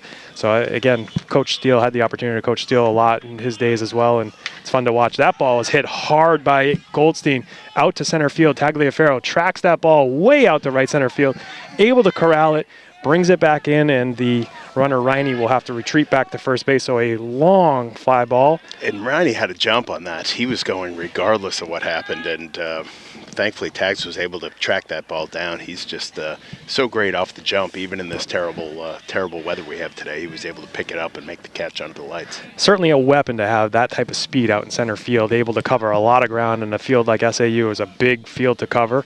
And he made a nice play, but that's that high leg kick there by Steele Lambert and that pickoff attempt of Riney.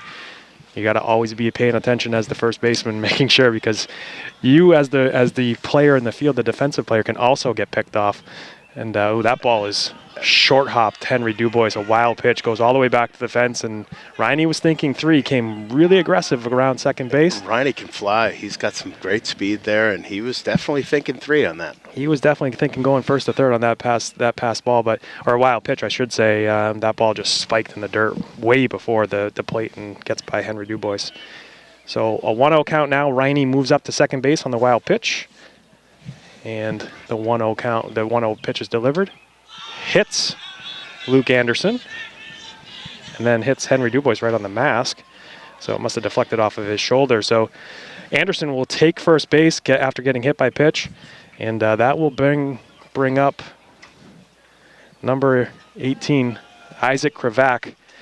Arguably the player of the game here with this great pitching. I mean, it's hard to say Jake Boudreau right now so far wouldn't be the player of the game pitching the game he's pitching, but Krivak has a 2-run double and a huge play in the field that led to a double play. Yeah. So definitely some honorable mention if it's not him himself as the player of the game. He's got a heck of a bat. Proved it here today.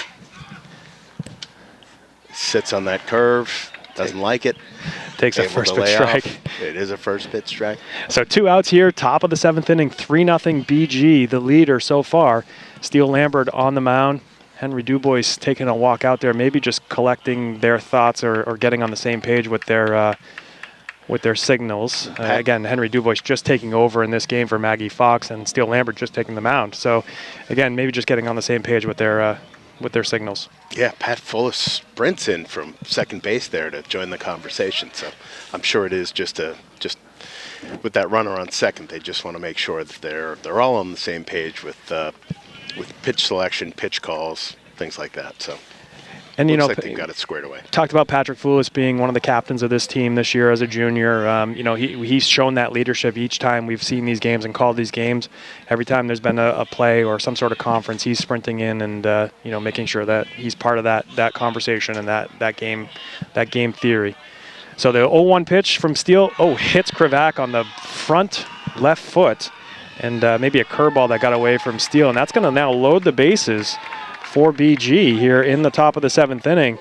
And that's going to bring up the cleanup hitter, Ryan Haskell, in a pretty big spot. Absolutely. I mean, 3-0. Been tough to get base runners for Bedford, but 3-0 is something you can come back on in a game. That can happen. You get a base hit here, 5-0. Trying to get 5 or 6 runs here in the bottom of the 7th is going to be a difficult task. Yeah. So Haskell comes to the plate. He is 0 for 3 today. He's got a strikeout in the first inning. He grounded out to the third baseman in the third inning, and then grounded back out to the first baseman. Oh, we've got some base running. We got some base running. Throw him out at first. And that should do it. That should do it. Out of the inning. That's a great way to get out of it. Whew. We had some we've got a bat being thrown.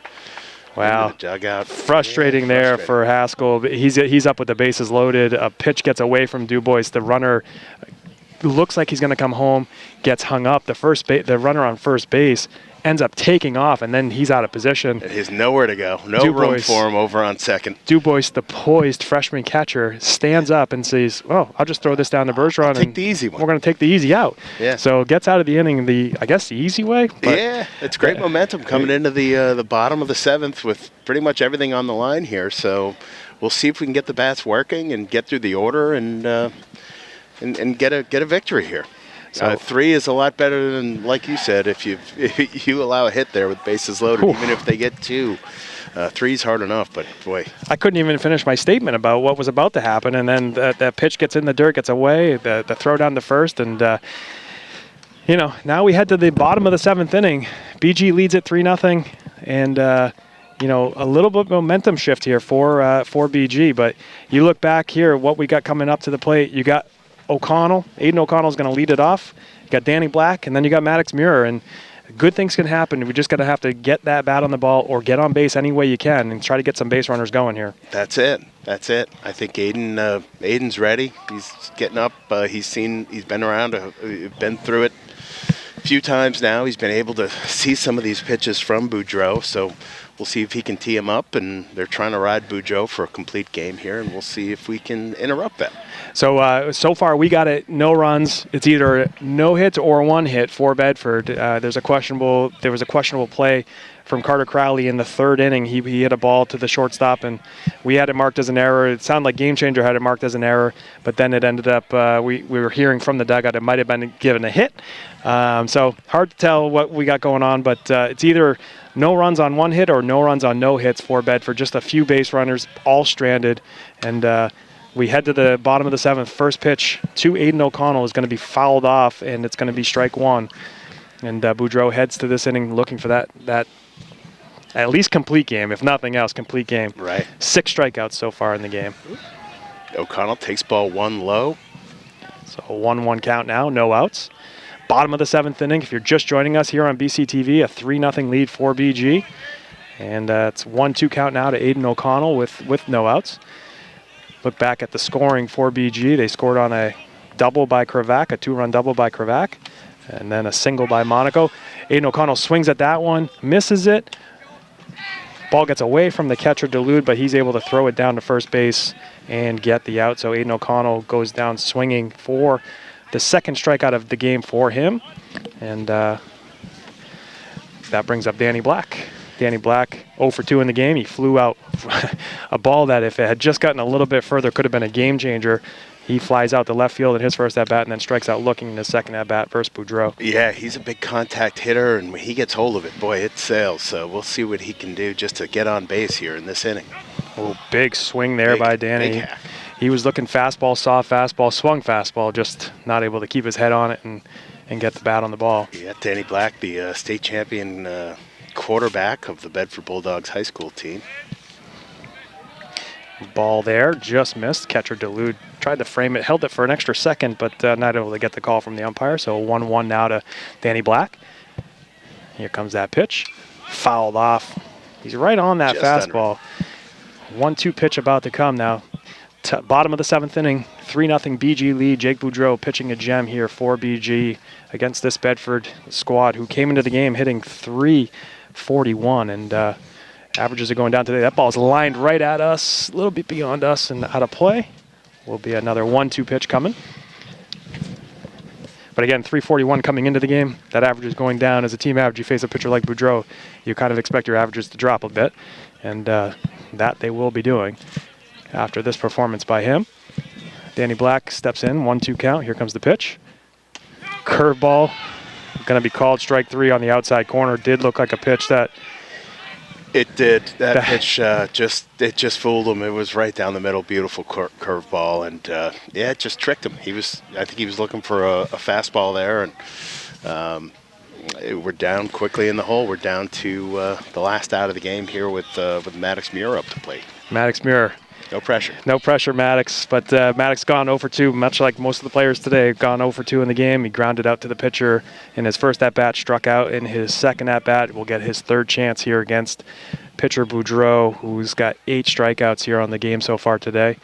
That pitch is taken for a ball and inside, and you almost expected Maddox to kind of take that one off the shoulder, Yeah. the way he usually gets hit by pitches. So a 1-0 pitch here by Boudreau. He takes a good hack. It looked like it went off his ankle there, but going to be called foul. Boy, I thought it got off his ankle the way it spun. But. Yeah, it looked like it. Either way, it rolled just foul. He gets another shot here with 2 balls and a strike. Take another crack at it. 1 ball. I would say I got 1-1. I don't think I missed the ball there. I think it's 1-1. Is it 2? Yeah, 2 inside. 2 inside. All right. I must have missed one. So 2-1 count here from Boudreau to Maddox Muir. Again. That ball's hit hard up the middle, and that's the single. So the single, that makes it an official, no question hit. Right? So yes, the controversy of a no-hitter has been broken up. That's been broken up. That ball was hit hard up the middle, on the ground and hard, and exactly what Bedford was looking for. So 2 outs here, bottom of the 7th, 3-0 lead for BG. Now Connor Bergeron steps to the plate. He is 0 for 1 on the day. He grounded out to the shortstop in the first inning and then walked in his second at-bat. And then was quickly pinch run for by Jack Rizzo, and that's when Krivak made that leaping play at second base to double off Rizzo. So Bergeron gets up there, first pitch, sees a fastball, swings, and not able to catch up to it. Goes down 0-1. And here's the 0-1 pitch. Muir on the way. Bergeron lines Beautiful one. liner. That's going to get down, and that's going to move Maddox from first to third. We've got runners on first and third now with 2 outs for this Bedford unit. So a 3-0 lead for BG. 7th inning, bottom of the 7th inning, 2 outs. Maddox Muir gets a hard hit ball up the middle. Connor Bergeron lines a ball to right center. And we got runners on first and third with 2 outs. Yeah, this is what we talk about here. It's never over till it's over. We've got the tying run at the plate. Looks like we've got time being called. And we're back. So yeah, looks like maybe some new dry baseballs were brought in, and looks like they're gonna pinch run Bergeron for somebody. Oh, That's my meeting guess. at the mound. Got it. Or a meeting at the mound. I'm not sure what's going on. There's a lot going on. Yeah, a lot. Coach Fox is pointing to Connor Bergeron after that line drive single, and Coach Chapman's yelling something to the bench. The BG coach is coming out to talk to his pitcher. So lots of action here in the bottom of the 7th inning. Dare I say some confused-looking faces out there on the field right now. So the bench is getting fired up for Pat Foulis. So Pat Foulis is going to be coming up to the plate. It looks like the Coach Fox is in the way. I can't really see what's going on there, but okay. So there's going to be a pinch runner.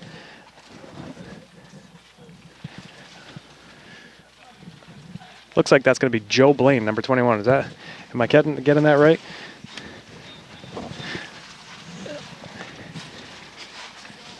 Got to phones are freezing. So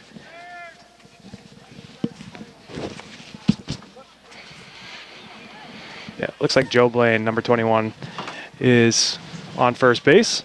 So he replaces Connor Bergeron after that single, and Joe Blaine is now at first with Maddox Muir at third base. We got 2 outs, bottom of the 7th inning, 3-0 lead for BG. Boudreau trying to finish out this game.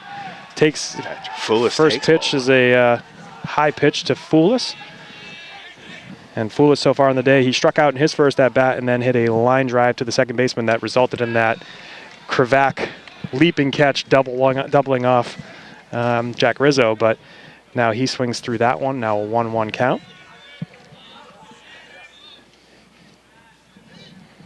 That ball is high. Good eye on Foulis to lay off of that one.